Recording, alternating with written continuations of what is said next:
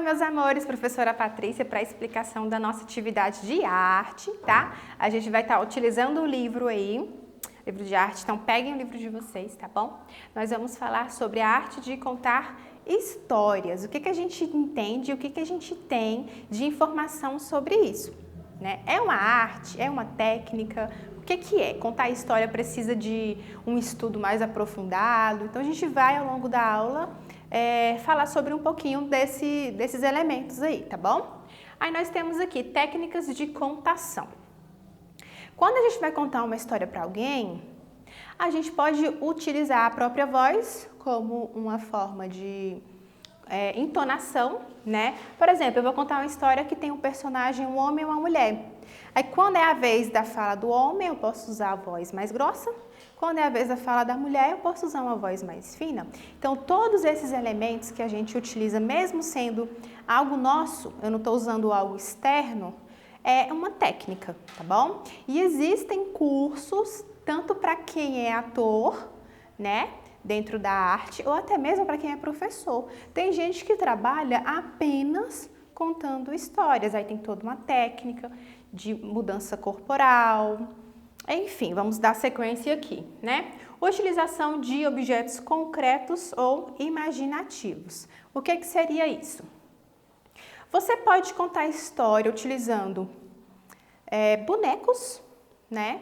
Fantoches, ou até mesmo imaginativos. Você pode pegar ali no momento que você for contar a história, você abrir a questão da imaginação. Aí você pega um objeto que por exemplo, pode ser até um pregador de roupa, e aí naquele momento você fala, né? Faz de conta que esse pregador de roupa seja um cachorro. Aí você usa o pregador de roupa e vai contar a sua história. Então, a gente que está ouvindo a história tem essa questão da imaginação, né? Da gente fazer essa fantasia. É uma opção também e é uma forma, uma estratégia de contar histórias. Normalmente, quem utiliza muito essas técnicas são pessoas que trabalham com a educação infantil, que trabalham com as crianças menores, né? Para a gente trabalhar essa questão da criança ver algo e imaginar. Até porque normalmente elas mesmas criam os seus personagens, né? Às vezes ela pega um brinquedo e fala que é determinada coisa, não é verdade? Utilização da voz, eu já falei para vocês que a gente pode mudar a entonação da voz, né? Quando eu quero enfatizar que o meu personagem tá bravo, né? Eu faço uma voz mais grossa, mais, né? Quando eu quero entonar que tá com medo ou algo assim, eu mudo a questão da voz também. Antigamente, muito antigamente, assim, no tempo dos meus avós, por exemplo, acho que mais ou menos naquela época ali assim, as novelas, elas eram passadas no rádio. Entendeu? Então, quem trabalha no rádio sabe que precisa ter uma entonação, né?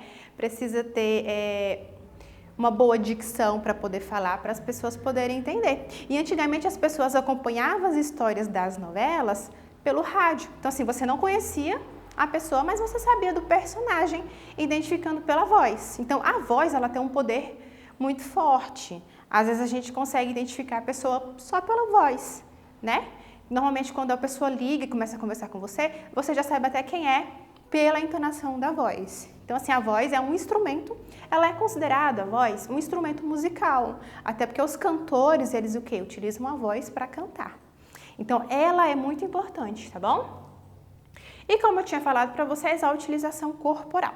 Aí, nesse caso aqui, quando a gente fala de utilização corporal, você pode incorporar um personagem. Eu vou contar uma história do Chapeuzinho Vermelho, por exemplo. Aí eu posso me caracterizar, usar um vestido vermelho com um capuz vermelho e fazer a caracterização corporal. Ou então, nesse sentido aqui, de você fazer algum gesto que indica, né? Um bom exemplo de contação de história que utiliza apenas os movimentos corporais é, por exemplo, a mímica.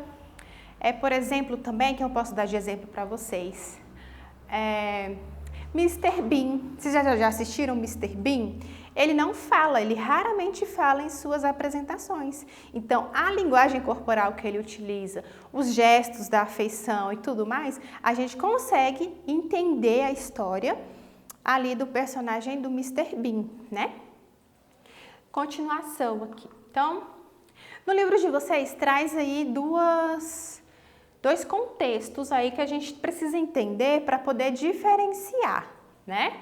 Nós temos a tradição oral, que é a transmissão de saberes que é feita oralmente, geração em geração, que passa o que de informação? Normalmente costumes, lendas e etc. Normalmente isso aqui são aquelas histórias que o povo conta. Ah, o meu avô contava história de tal coisa e não sei o quê, né? Criança adora ouvir histórias. E é muito bacana, porque mexe muito com a imaginação da gente, a parte criativa, né? Muita gente fala assim: "Ah, eu não sou criativa, eu não consigo criar ideias". Começa a ler histórias que você vai começar a desenvolver esse lado do seu cérebro, da parte da imaginação e criação. Beleza? E nós temos o poema épico. Aí ele já é o quê? Um gênero literário, então ele não é algo oral. Aqui na tradição oral é algo que não é escrito. Pode haver mudanças? Pode. Às vezes eu conto uma história que passa de geração em geração, mas às vezes não passa, ela não fica rica em detalhes quando chega na terceira ou quarta geração. Pode haver algumas mudanças na contação dessa história ou de uma lenda e tudo mais. Já o poema épico, ele já é escrito, né? Nós temos aqui gênero literário narrativo, então ele já é uma escrita, tá bom? Bastante extenso, que conta por meio de diversos fatos históricos. Então aí já é uma questão escrita, já é um documento histórico escrito, tá bom? Então essa é a diferença da tradição oral para o poema épico. Os dois podem retratar coisas do passado, mas um é mais de forma oral e o outro já é parte escrita. Beleza? Vocês vão fazer a leitura do livro de vocês, né, sobre contação, a arte de contar histórias. Conta a história aí de uma brasileira que desenvolveu algumas técnicas. Existem várias formas de você desenvolver essa parte, a arte de contar histórias, tá bom? Vocês vão fazer a leitura e lá nas páginas 51 a 53, tá trazendo algumas questões. As questões que vocês vão responder para mim, ela está dentro do espaço que está escrito diálogos com o tema. São respostas pessoais da vivência de vocês e da história de vida de vocês e o que vocês carregam, o que vocês têm de experiência com essa parte de contar história. Ah, será que eu só vi contação de história na escola? Normalmente a gente começa a vida escolar, né? E sempre a professora tem um livrozinho lá na sala, um livro literário, e ela conta a história, e ela trabalha com a voz, com as imagens, e a criança começa a ter esse contato com a história. Mas na sua vivência, na sua vida, você ouvia a história dos seus familiares, principalmente das pessoas mais velhas? Então vocês vão responder as questões, tá bom? Para a gente dar sequência nas nossas atividades do livro, tá bom, meus amores? Então é isso, um beijo e até a próxima. Tchau, tchau!